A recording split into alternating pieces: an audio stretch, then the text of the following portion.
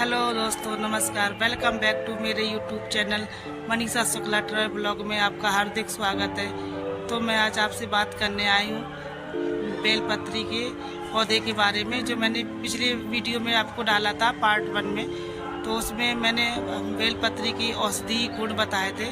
आज मैं आपको बताने वाली हूँ बेलपत्री का महत्व और इसके फायदे, और लक्ष्मी जी को हम अपने बेलपत्र के पेड़ से मतलब बेलपत्र से कैसे प्रसन्न कर सकते हैं, लक्ष्मी जी कैसे प्रसन्न होती हैं बेलपत्र से, मैं आपको ये बताने वाली हूँ। क्योंकि उस शिव पुराण में लिखा है कि अगर आप बेलपत्र की पूजा करते हैं तो इससे लक्ष्मी जी प्रसन्न होती हैं। तो मैं उसी शिव पुराण से आपको कुछ बताऊंगी जो मुझे जानकारी है, तो मैं आपको अपने वीडियो में शेयर करूंगी। तो आप मेरे वीडियो में लास्ट तक बने रहें, कृपया स्किप ना करें। अगर किसी ने फॉलो ना किया हो तो मेरे वीडियो को फॉलो कर लें। मेरे चैनल का नाम है मनीषा शुक्ला ट्रैवल ब्लॉग में, आप सभी फॉलो कर सकते हैं। और मैं आपको आगे की जानकारी देती हूँ कि वे लक्ष्मी जी को कैसे प्रसन्न करते हैं। हालांकि ये पौधा बेलपत्र का शिव जी के लिए प्रचलित है कि इसको बेलपत्र को शिव जी की पूजा में चढ़ाते हैं, इससे सिर्फ शिव जी प्रसन्न होते हैं। लेकिन मैं आपको बताती हूँ, शिव जी तो प्रसन्न होते ही होते हैं, लेकिन माता लक्ष्मी की भी आप पर कृपा बहुत बरसेगी, आप पर कृपा बनी रहेगी, लक्ष्मी जी आपसे प्रसन्न हो जाएंगी। तो हम आगे आपको इस वीडियो के माध्यम से बताते हैं कि लक्ष्मी जी आपसे कैसे प्रसन्न होंगी। तो मेरा ये वीडियो आप लास्ट तक देखना, कृपया मेरे वीडियो को स्किप मत करना। नहीं, ऐसा बेलपत्र के पेड़ में नहीं होता है। इसमें 3 पत्तियां एक साथ जुड़ी होती हैं, उसी को एक पत्ता बोलते हैं। और यही एक, जैसे आप देख सकते वीडियो में, ये देखो, ये जो एक पत्ता है ये 3 पत्तियों वाला, इसी को हम लोग शिव पूजा में या शिवलिंग पर चढ़ा सकते हैं। क्योंकि एक पत्ती या कटी हुई पत्ती को शिव पुराण के अनुसार उसको अच्छा नहीं मानते हैं, वो पूजा में शिवलिंग पर चढ़ाने के योग्य नहीं होती है। हमेशा फ्रेश पत्ती और साफ पत्ती होनी चाहिए, उसमें कटी या टूटी पत्ती नहीं होनी चाहिए। तो अगर ऐसी पत्ती है कटी या टूटी हुई पत्ती, तो उसको हम अपनी पूजा में, शिव भगवान की पूजा में नहीं ले सकते हैं। तो आज हम बात कर रहे थे धार्मिक महत्व की, कि बेलपत्री का धार्मिक महत्व क्या है। तो मैं आपको बताती हूँ धार्मिक महत्व। जो हिंदू धर्म में बेलपत्र का बहुत महत्व है। मान्यता है कि भगवान शिव को बेलपत्र बहुत पसंद है। शिव पूजा में बेलपत्र को अनिवार्य रूप से शामिल किया जाता है।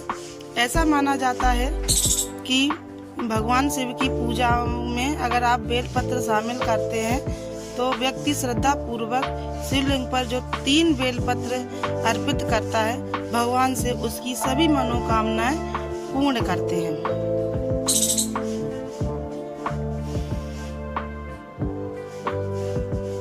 बेलपत्र की 3 पत्तियों में सभी तीर्थों का वास होता है।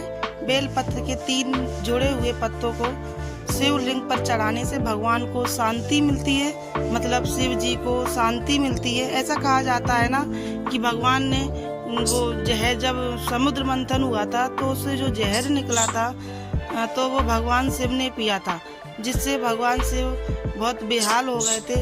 ऐसा जो शिव पुराण में लिखा है। तो उनके मतलब बहुत सी ऐसी चीजें से अपन शिव रुद्राभिषेक करते हैं तो भगवान को दूध, दही और क्या कहते हैं गंगा जल अर्पण क्यों करते हैं? इसीलिए करते हैं कि इससे भगवान को शांति मिलती है। उन्होंने जहर पिया था तो इससे उनको शांति मिलती है। तो आगे हम बात कर रहे थे आपसे बेलपत्र के 3 पत्तियों में जो सभी तीर्थों का वास होता है। बेलपत्र के जोड़े हुए 3 पत्तों को शिवलिंग पर चढ़ाने से भगवान शिव को शांति मिलती है और भगवान शिव प्रसन्न होते हैं। बेलपत्र को त्रिकोणी आकार भगवान शिव की 3 आंखों का प्रतिनिधित्व भी कहा जाता है, और यह भगवान के अस्त्र त्रिशूल का भी प्रतिनिधित्व है। जो ये 3 पत्तियां है ना, वो भगवान के जो त्रिशूल लिए रहते हैं ना भगवान अपने हाथ में, उनका भी प्रतिनिधित्व ये 3 पत्तियां बेलपत्र की करती है। बेलपत्र पर हमारे धर्म में विशेषकर शिव महापुराण में काफी अच्छा वर्णन किया गया है। यह कहा गया है कि भगवान शिव बेल की जड़ से स्वयं, मतलब जो बेल की जड़ होती है, जो ये मतलब बेल पत्र का जो पौधा है या पेड़ होता है, उसकी जो जड़ होती है उसमें भगवान शिव स्वयं निवास करते हैं, महादेव स्वयं निवास करते हैं, ऐसा कहा गया है शिव पुराण में। भगवान भोलेनाथ की अगर आपको कृपा चाहिए हो तो आप डेली अपने पूजा में भगवान शिव को ज़्यादा नहीं तो कम से कम 3 बेलपत्र अवश्य चढ़ाएं। इससे भगवान आपसे प्रसन्न होंगे और आपकी मनोकामना भी पूर्ण करेंगे। भगवान शिव बेलपत्र की जड़ में निवास करते हैं और इसी के साथ समय के पत्र का भी महत्व है। भगवान शिव के पूजन में अगर आप भगवान शिव की पूजा करते हैं, आप उनकी पूजन करना चाहते हैं, तो आप किन किन चीज़ों का उपयोग में ले सकते हैं। तो भगवान शिव की पूजा में आप बेलपत्र, समीपत्र, कमल का पुष्प, यह सब मिलाकर हम भगवान शिव की पूजा कर सकते हैं। और जो इन सब चीज़ों को भगवान की पूजा में शामिल करता है तो हर उस व्यक्ति को शिवलोक में वास मिलता है। और हम आपको ये भी बताएंगे कि इस बेलपत्र के पेड़ से लक्ष्मी जी का क्या संबंध है, लक्ष्मी जी आपसे कैसे खुश हो सकती हैं। तो हम आपको बताते हैं कि इस बेलपत्र की मतलब पेड़ से अगर आप शाम को बेलपत्री के नीचे मिट्टी के जो दिया होता है दीपक, उसमें आप घी की बत्ती लगाकर और शाम को डेली आप अगर बेलपत्री के पेड़ के नीचे आप लगाएंगे तो इससे लक्ष्मी जी प्रसन्न होती हैं। शिव महापुराण के अनुसार बेलपत्र में लक्ष्मी जी का वास होता है। शिव जी की पूजा में बेलपत्र के पत्ते से लेकर फूल, फल, लकड़ियां आदि का प्रयोग किया जाता है।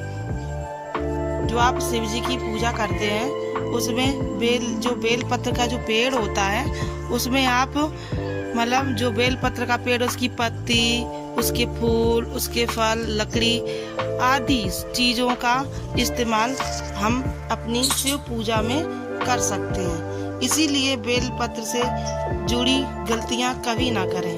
आप कभी भी बेलपत्र के पेड़ से या बेलपत्री से कोई भी गलती ऐसी ना करें, इससे आप गलत प्रभाव आपके जीवन में पड़े।